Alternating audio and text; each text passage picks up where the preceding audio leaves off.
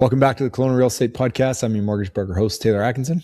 And I'm your real estate agent host, Matt Glenn. What's happening today, Taylor? A whole lot of nothing. Bank of Canada announcement this week. Nothing. You said it's that right. Neutral. Yeah. Which is honestly probably going to be for the next year, right? Like we're not going to really go up or down unless Greenland gets taken over, unless Venezuela oil gets pumping, something globally. But at this stage, everything's just status quo. Yeah. Even if it goes up or down, it'll go up a quarter point here and there, maybe not even. And I don't know. I just feel like the interest rates are not a story till at least 2027 or 2028. Totally. Yeah. Yeah. What is a story though? Super Bowl. Yeah. Who you got? I mean, you got to go for the Hawks, man. Yeah. The closest thing that we have to a home team. Yeah, absolutely. Totally. We get to rematch the worst play in NFL history, or at least Seahawks history, when Russell Wilson threw that pass on the 1 yard line when they should have ran beast mode in. So we get a rematch. Put this behind us. This is the year. I'm ignorant. I'm not like that big into football. So correct me. Is this like a bit of a surprise for Super Bowl? Like, are these two teams, like I just did not see them kind of coming in for Super Bowl teams? Well, at the start of the year, yes, big time.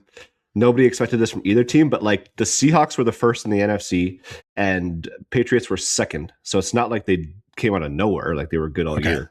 But probably by halfway through the season, the Seahawks were a real deal. And then like 80% or 90% through the season, the Patriots were a real deal. It's a surprise if you look back from September, but end of the season, no, it's not that crazy to see. Although I do think the Hawks are going to win by at least 2 touchdowns. All right. Yeah. I like it. That's good confidence. Yeah. Well, speaking about other things on TV, something that's arguably bigger than the Super Bowl, today's guest, Brett Wilson from Dragon's Den, not just from Dragon's Den. Yeah, obviously that's where kind of people know him from, but this guy is massively invested in the Kelowna market and really just like such a great conversation. I loved speaking to him. Yeah, it was awesome. I remember the first time I really heard about him, I was working out in Global Gym. There was a poster that Brett Wilson had bought the property and the gym, the Global Gym. So he was like kind of the new owner of the gym we were at. And that was the first time I really ever heard of him. I guess I had heard of him before on Dragon's Den. Yeah. And then ever since then, we've been hearing more and more about him. In preparation for this show, we realized that he owns like quite a bit of real estate in Kelowna. I didn't realize that. I knew he owned some, obviously, but I didn't realize how much. Yeah. And I mean, so he comes from the kind of the energy, mineral oil and gas sector of Alberta, but he's a huge optimistic person of Western Canada and, very opinionated in a good way, right? Like stands behind what he says, but is also very even keeled. Like he can kind of speak to a lot of points, but yeah, it was just a great person to have on the show, a lot of fun, and owns a lot of real estate in Kelowna, some buy and hold, some redevelopment, but he's very transparent on, what he thinks should happen in the market, what could happen. He's not one of those guys that is like, woe is me, the government's holding us back, whatever. It's like solution orientated. Hey, here's what we're trying to do to move forward. So it was a lot of fun. So I think you guys are going to love this show. Yeah, it was a lot of fun. We were asking him, like, what do you think about, like, what asset classes do you like? And asking about residential real estate. He's like, I don't know about condos right now. He's like, but what goes down comes back up, So, like, condos are down right now. Not going to be down forever. I just thought that was kind of an interesting point that he touched on. And all the other opinions, too, were good to hear. I have to say, I don't know if I agree with all of them, but he is at least not lying about it. He's very honest about it. And you're right. It was refreshing to talk to him. He's a good dude. Yeah. You guys are going to love this show. And this show, like every show, is sponsored by the best brokerage in BC. Yeah, I said it. Century 21, Assurance Realty. We're the real deal. We're here. We're there. We're everywhere.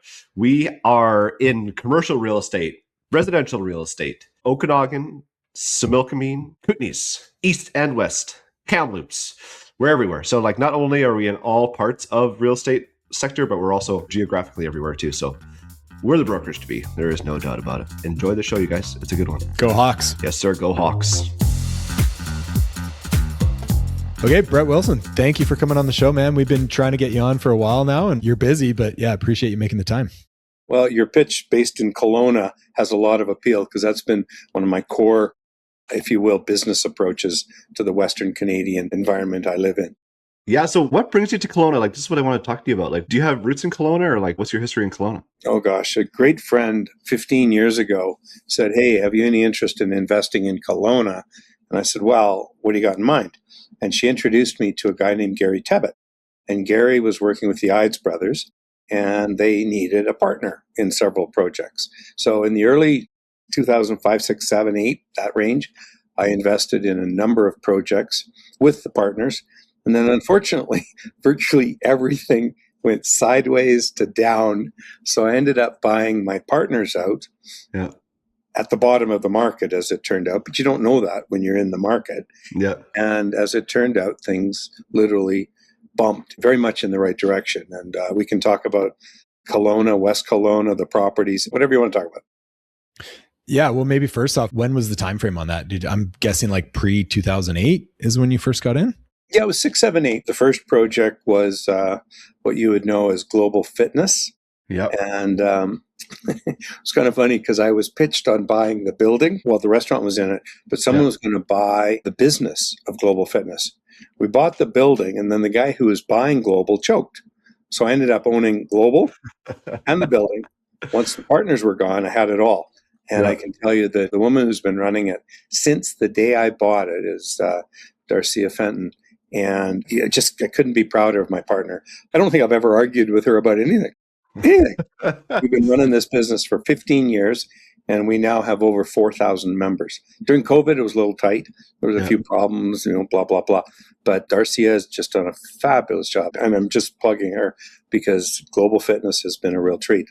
Then along the way, a couple of years ago, we got thinking a bit about with Parkinson's Rec coming, and what you folks are doing with Parkinson's Rec is one of the most gifted, thoughtful recreational centers in all of Canada. It's amazing. And so we're adjacent, Global Fitness, and then ultimately a couple of years ago, 3 years ago now, we bought a building called KBC, Kelowna Business Centre, and that gave us a complete 7-acre parcel adjacent to Parkinson's Rec. And I know that the school, the high school, whoever it is, I can't remember if it's the Catholic system, but they've got the school now approved on the same site. So the upgrade that's occurring next to us is extraordinary. And our intention, and this is what I keep kind of making fun of the fact that I can't seem to plan it, but it's always in 3 to 5 years, we might tear the building down and build towers. Now, will I do that? No, there'll be someone knocking at the door. And obviously the condo market in Kelowna isn't what it was even 3-4 years ago. Yeah. But will it come back? Absolutely. And so we're going to stay the course. So in other words, Global Fitness is open for 3 to 5 years. Is a rolling story. Rolling 3 to 5 years. Planning that project, have you worked with the city and to kind of like integrate the projects at all? Or I've appeared in front of city council twice. And we've been very actively involved with Ryan Smith and Doug Cruikshank. They've just been a delight. We don't always agree. Let's be crystal clear on that. What about this? What about that? They're two of the most professional. I've worked in a few other cities. Yeah. They're a delight to work with. So, This podcast can say the same thing about Ryan Smith. Yeah. Okay. Yeah. He's an awesome guy. Been on a few times and great dude. Yeah. When you drive by the Parkinson Rec Center, like it's a construction site. Good Night construction site. That book is like built about that project. I've had a few friends send me pictures because I'm obviously not there. I've had some health issues last year, which is why I haven't been in Kelowna maybe more than once last year. But going forward, things look a whole lot better. So I will be back. Is the reason for you not wanting to like take on the development, is that just something your business model just doesn't So 1.2 million square feet, be about $1 billion of investment. So it's just more than I can possibly touch. And again, I'm 68 and I'm looking to enjoy. Now, would I keep a piece of the business? Absolutely. But it's just too big a project. And I'm not skilled at building towers. And I might have exaggerated the billion, but it's still way more than I want to spend or have the ability to spend. I'm not a developer. I'm an owner.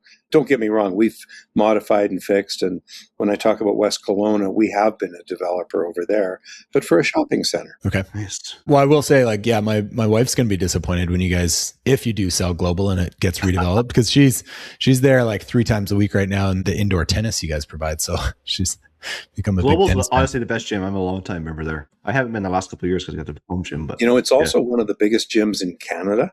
Yeah. I didn't know that when I got into it, but we're 75,000 square feet of gym. Yeah. And the pricing is reasonable and we're full. So very pleased with the way that's been running. And the people have been an absolute delight in terms of the gangs don't fight when they're working out. Yeah. Yeah. Make fun of that. I don't know any of that, but well, I guess like geographically, like nationwide, where are you seeing opportunities for investments? Like I know BC is kind of like a taboo province right now, but is there still opportunity here for like buy and hold investment like you've been doing? That's a great question. I'm still very frustrated by what the possibility is of how the fight will continue and unwind and be sorted in terms of UNDRIP and First Nation potential ownership of land and the sharing of the land. And it's still quite confusing, and that's adverse to all of BC. Now, I'm invested in Alberta, Saskatchewan, BC. That's my focus, other than a hockey team in Nashville. But ignore that. There's a few properties here and there in the States, but the bulk of my interest is still Western Canada. I'm helping develop a coal mine in Alberta, an underground steel-making coal. Nobody can really object to that, although there are, and that's why I'm dealing with Corb Lund and some of my background noise. But I'm developing another power plant. We'll be announcing something in the next few weeks. So pretty active in Alberta. But as far as real estate, and I'll tell you right now, the Kelowna assets, I'm certainly not going to sell.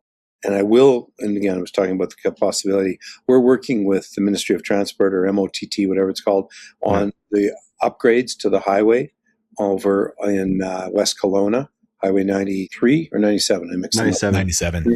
So 97, they want to come down into our property at that PrairieWest site. And so we've been negotiating for the last 6 months with a little bit the city and a whole lot with the Ministry of Transport. And we're getting very close to sorting that out. My intention is to put another couple of buildings on the PrairieWest site in the next literally 6 to 12 months. We'll get started. So we're going to make a pretty serious investment with more buildings on that site. Okay. Well, that's exciting. That's like some confidence in our geographical area still. But going back to big picture, I think it's going to be hard for people to buy in BC without knowing what the next step is. And there's confusion. Will I continue to be good to my own properties? Yeah. I repainted my condo. We're upgrading the PrairieWest site. And Global Fitness, we're buying equipment there all the time. And KBC, we're about to release half of one of the floors. And nobody would come in if it was only a 2-year deal. So we will be making a 5-year deal on those. But we've got new people, new place, new upgrades. So there's lots going on. I'm actually pretty happy with what we've got going. I know Global Gym just posted yesterday, or maybe it was today, about renovations that have happened recently and the changes over the years. So yeah, definitely makes sense. Darcy has done a fabulous job. And then, to like scale up, because we're tight on time with you, obviously, globally, economically, where's Canada right now? Obviously it's quite volatile. We just had our prime minister release a speech overseas. You come from primarily the energy sector, right? So yeah, what's your take on everything right now? Well, I believe in the West. So long term, I believe in the West. And I'm somewhat anti-separation. I haven't gone overly vocal about it. I am pro what I call collaboration. We'll get to the world and the economy in a minute. So I'm anti-Alberta separating, but I'm pro Alberta, Saskatchewan, Manitoba, BC, and the Yukon and the Northwest Territories collaborating. Let's work together. We almost hardly need Ontario and Quebec and the noise in Ottawa if we can collaborate. Not just, again, I emphasize the benefit of collaboration. And by the way, I'm one of the largest investors. I'm the largest non-Indigenous investor in a business in the Yukon called Northern Vision. Local First Nations own 55% of the company. I own 13 or 14%. This is public, it's searchable. But my real point is it's a delight to work in a province where all of the First Nations have completed all of their paperwork. Everyone knows what their rights are, their payments are, they know what their leases are. Everything is organized. It's done. There isn't another province in Canada that's nearly as organized as the Yukon. No one knows that. No one seems to talk about it. But I will share proudly, our Yukon First Nations collaborate. And that goes back to, and I'll be on stage with the National Coalition of Chiefs here in another month. And one of my pushbacks is that the First Nations don't collaborate. I'll go back to the noise of that thing called Coastal First Nations, which is not First Nations. It's an environmental group out of the U.S. that bribes our local First Nations. So that's me ranting. But going back to your bigger picture question, globally, we need to be more active as a country with our natural resources. What Carney has promised is great, what Carney and team have delivered is slow.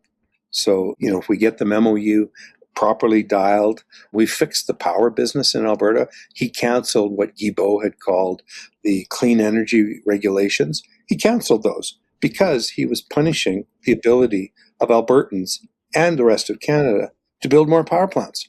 He was punishing them. Well, we need power. Walk me through why we would be willing to be short of power on any given day. And that's where we were headed under clean energy regulations, which, again, we'll rant for a moment. But Guilbeault resigned when the MOU was announced because the MOU canceled all the noise he had created, which was one of the best things that our country has seen. But now we need a pipeline. And of course, EB says no pipeline. Oh, well, maybe. But he changes his mind several times. We work collaboratively with the First Nations, and I talked to a number of them. Everyone's on side. They want a fair and equitable deal, and there's nothing wrong with asking for that. But to have groups like First Nations, the coastal First Nations, which are not a First Nation, they're an NGO, they're an environmental group, they are not a First Nation, and they're funded by the Americans. They're working to screw our Canadian energy industry, and quite frankly, our First Nations get punished by this foreign group called Coastal First Nations. That's me ranting. But globally, we need to up our energy, electricity. We want to ship electricity to the States. We can through, in particular, Quebec and its hydro, but hydro comes from Newfoundland, and ignore all that. But we can do more with energy, natural resources, uranium, critical minerals. There's so many things we can do. But we're one of the slowest countries in the world for getting approval to actually produce and distribute. And that's the mess we're in. And I'm hopeful. I mean, Carney has promised. Can Carney deliver? That'll be the story. If we resolve, not resolve, because that's a big ask, but if we kind of make some movement forward, do you feel that's going to then create some relief on, housing affordability, as well as opportunity and capital to be reinvested back into our economy? Obviously you're a huge investor in the West, but we do hear that investors are kind of nervous to continue to invest in projects because the volatility of it, right? Well, again, go back to that big picture confusion in BC, who owns the land? And again, 1 or 2 or 3 or 4 or 5 First Nations have now said, we sort of own it, we do own it, we think we own it. And it's all because of UNDRIP and the noise and the nuisance. That's got to get solved. Then we have to be able to work with the individual First Nations collectively, collaboratively, individually, doesn't matter, as we build things. I don't think any First Nation believes that life is free forever. In other words, just sit here and we'll collect cash. That's not the case. And again, as a nation, we don't do a very good job employing our, call it the bottom decile of our human resources in terms of income and whatnot. We're terrible at that as a country, but the world is. And we're still probably better off. But that goes back to a great question. What's next for BC? We got to get through this noise about what Coastal First Nations is saying, what the individual First Nations are saying, what EB's saying. We got to be able to get a TMX pipeline expanded. I'm certain that's going to happen because I know those conversations are underway. And we do need a private or call it a corporate, a company, not government owned, to develop and therefore fund the new pipeline in the north. And there's no question that the Indigenous people will be participating in the economics of those pipelines, partly to build them, partly to own royalties, partly to supervise them. All that stuff is coming. So I'm an optimist, but the next 3 to 5 years, to be blunt, use that range of numbers, until the confusion created by EB on First Nation land ownership is solved, BC struggles. It's that simple. Yeah. Is there a particular asset class that you feel is going to be more beneficial in the next 3 to 5 years, specifically in the West? I'm talking real estate specific. Yeah, housing is harder to fund in some places, but as I talk about, I still own some shopping center. I still own several shopping centers in Kelowna, and we're going to continue to grow those. Why? Because people need whatever in the shopping center. I mean, food, recreation, whatever. So that's still going to happen. I can tell that in our conversations with investors about building towers in Kelowna, there's an element of hesitation that didn't exist, say, 5 years ago. And it's going to take 3 to 5 years or more to get a new project permitted, planned, funded, all that stuff. So it's going to be a while. I'm a bit apprehensive about, call it residential real estate in British Columbia in particular. Your West Kelowna, PrairieWest, you said you're building a couple more buildings. Are they Are they residential? Or are you talking about commercial? They'll be commercial. Strictly commercial, like not mixed use, just strictly commercial? No, it's not zoned appropriately. Oh. What's happening is the Ministry of Transport wants to either go over our property or under the highway or down with what are called ramps. Yeah. So we don't quite have that sorted out. Once we know what the Ministry of Transport wants to do, then we will immediately announce or cut a deal with someone. We've got 3 or 4 parties at the table right now in terms of what could we build for them. So we're working on that right now. That's imminent. In your experience, it sounds like that there's foot off the gas of building residential. Like right now, we have a glut. There's no doubt about it. All the purpose-built rentals and condo buildings that I can't sell. But do you think that it's possible in 3 to 5 years, like you say, that we're going to have a shortage from nobody building anything? Well, I wouldn't doubt that we will misguide the future. Absolutely. And that's why things get, I mean, I hate the roller coaster that you just described. It gets frustrating because it'd be great if it was just a steady, 2% up, 3% up, whatever the numbers are. But the roller coaster that we're enduring right now, and that's because of the politics. I mean, I'm really unhappy with what the Liberals have done to Canada. But of course, and it's kind of amusing, there isn't a mention of anything that Trudeau ever did to the positive brought out by the Liberals. Why? Because there isn't anything. And so they're stuck. Carney has stepped in, and I have his phone. So we text once in a while, very careful not to waste his time. We had met over at the London Olympics in 2012, and I was on stage with him. And again, so it was just a first cut long before politics. I happen to admire and respect the guy. I just don't always agree with where the Liberal policies take us. But let me just rant for a moment. I absolutely love what Trump is trying to do. Do I agree with how he's doing it? No, but I don't have any say in that. But the idea of trying to reduce the wars in Ukraine and Hamas, the idea that he wants to protect his border, you stop and think about some of that. And even this idea of Greenland, I'm one of the few people who said, you know what, I hope they end up doing a deal. I don't want a violent military-based takeover. Just but there should be an economic deal, which is what he's hinting at, implying. And even I saw the premier or prime minister or whatever he is of Greenland on TV the other night saying, no, we don't have a deal. But he implied when he finished, we don't have a deal. I hope we do. He's keen to have these conversations. He's not afraid of them. This guy's bright. And again, Greenland has no budget, no economics. I mean, anything that comes to them is obviously I don't know who sends it to them or what they do, but 55,000 people, to be blunt, I think the idea of developing Greenland is thoughtful.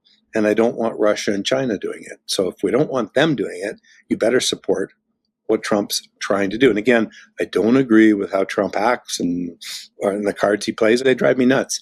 But his end game is to make the United States a better place, and we will benefit. To circle back to Kelowna, I guess kind of 2-part question. Also, I love the take on that. I do. I'm not trying to get away from it. Okay, what are you most excited about for Kelowna in terms of an investment? Like, what would make you invest more here? And second part of question of that is, what makes you most excited about Kelowna on the personal side of things? Like, what do you enjoy about it when you come here? Well, what drives me nuts is my health has limited some of my travel, but I have some wonderful friends who reside there half the year, 3/4 of the year, all the year. So there's lots for me to do when I go there. So I'm looking forward to getting back. I'm an optimist, as I shared. My early optimism is over what it would take to develop commercial property. Right place, right time, right reason. I mean, as I shared, we're going to upgrade the Kelowna Business Centre a little bit, and I'm looking to expand in a dramatic way the building over at PrairieWest. So I'm an optimist on those things. Would I put other money into other things with a long-term vision? Yeah. I mean, I think I shared with you, I own 60 or 70 acres, whatever it is, on Mission Creek, right on Gordon Road in Mission Creek. And it's ALR land, agricultural land. And when I bought it, we had this delusional belief that in 10 years, we'd go and apply. Get it out. Into, 6-story buildings along Gordon, a organic farm in behind. The city has actually asked us to give them back some of the land so that they can expand the river, the nodules, as they did with the First Nations, looking to the north on the right-hand side. They want my side. Yes, there's lots to do there, but agricultural land's in a complete state of uselessness. So yeah, I mean, that's fascinating to me because I did see, kind of your resume there of properties, which is amazing. But yeah, why 70 acres of ALR? Like, is there a future there? Would you just want to offload it at this point, or is it just a beautiful piece of land that you want to keep? Well, we rent it to a horse farmer, and he keeps the barn in great condition. And I think there's 2 or 3 houses there. During the fires like several years ago, we had more than 200 horses on that ranch. Oh, really? Oh, 200, wow. Because we were there to save them, protect them, keep them okay. I mean, I bought it at the time with the delusional belief. I mean, ALR land, 100,000 an acre right now, give or take. Yeah. Across the street, $2 million an acre. Yeah. Yeah. So is there some upside to owning the land? Only if we can get moving forward with development of the LR. And if we want to keep farmland forever inside the perimeter of the city of Kelowna, then it might be my great-great-grandson or daughter who develops this property. I mean, it's a little confusing. Yet the optimum use of the property is for the benefit of Kelowna. And farmland belongs to me. I grew up in Saskatchewan. No shortage of farmland. Yeah. And even, I mean, I've owned land in and around. We sold a few pieces in and around Kelowna. The land to the north and the south is just gorgeous. It's beautiful. It's great. And again, farmland, agricultural land. And as you know, some people decided to grow grapes. And my buddy Anthony von Mandel kind of planted a few grapes, and it's turned into something pretty spectacular. So a great friendship there. Well, maybe you can expand on ALR a little bit for us. So my understanding is pretty limited, but essentially we're mandated to have a certain portion of ALR because we need to provide farmland to provide food, right? But like at this stage in our municipality, like, is it really necessary to have 70 acres of ALR right there when housing is such an issue? Like, I think they're previous to this, you could swap land, right? With the government? I think you still can swap it, but it has to be like better and 3 times as much or something. We've had a couple of discussions, but the impression I got was that I had to swap 5 times as much land. 5 times, what I was unloading. And that's not fair. The city needs the land. It just makes sense. So going back to the big picture, agricultural land, I think, is something like 3 to 5% of the overall province of British Columbia. I was sitting at a lunch with some fairly high-end people, including Jimmy Pattison, at Anthony von Mandel's house with Prince Edward. And we were talking a bit about ALR land. And there was a guy at the table who obviously is pretty senior with the province. And he said, I want to see ALR at 30%. We've got to expand it so it's never developed.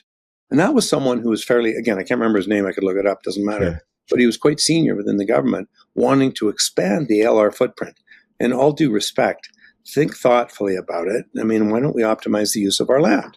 You can't walk onto a First Nation and say, your land's ALR, you can't develop it. In fact, I'm learning and hearing just the opposite, that First Nations could go onto ALR land and develop as they choose, which adds confusion to planning. And again, so I'm sitting on 70 acres of very developable land. My utopia would be to work with High Street, Mr. Butler, and build 6-story towers, 8-story towers, the full length of Gordon, for the benefit of who? The people of Kelowna. And would it be economic? I'm sure it would be. And in behind, we know that the river goes up and down. And again, they want to move it, swing it, move it around.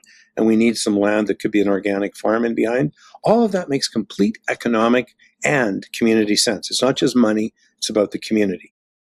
We can't do it because it's ALR. So time will tell. I'm a bit skeptical about the short term, but I'm quite an optimist long term, because the land, it's not good farmland in any way, shape, or form. Although they've told me I can divide it into 10-acre sites and sell it off as individual horse farms. Yeah. Well, yeah, but it's not very good land. Anyway, so we'll just drive on. Yeah. Yeah. And Scott Butler, I actually had coffee with him last week. So he is scheduled to come on the show this spring. So say hi for me. Great maybe guy. You guys can collaborate on something. All right, Brett. I know we're running into your time limit here. Anything that you want to bring up or anything that we should touch before you go? No, I'm happy to chat with you guys again in a year and see what's happened in the ALR. Ministry of Transport, the Recreational Center. See if any of our land, we have title to it anymore by then. I mean, that's probably one of the greatest issues that needs to be resolved. And I think people are a little apprehensive about challenging the First Nations over how this is all unfolding. And it's in no small part because of EB. And I am working in the background. Erin Gunn, one of my best friends, The Noise, Carolyn Elliott, one of the people running, I'm supporting her. And Donna Brody and I have spoken several times. So I'm just Am I a fan and a believer in the economics of British Columbia? Absolutely. But we got to get that problem. I mean, who would invest when you don't know if the land's yours or not? Why would you invest? Yeah, nobody. Yeah. Yeah. And so it's in our mutual interest to get this solved. The bigger projects get less and less favorable. Like it's, it's crazy. Yeah, totally. In the meantime, Global Fitness is always looking for more members. Thank you. Hey, yeah, my wife would comment she wants another tennis ball machine in there. But thank you so much for coming on, and thank you for contributing to Kelowna. Like, yeah, we really appreciate. No, I appreciate you guys. Your patience has been a treat. It's been quite a challenge getting my schedule. It's been worth it, Brett. Thank you very much. All right, thanks, guys. Yeah, thanks. Thank you.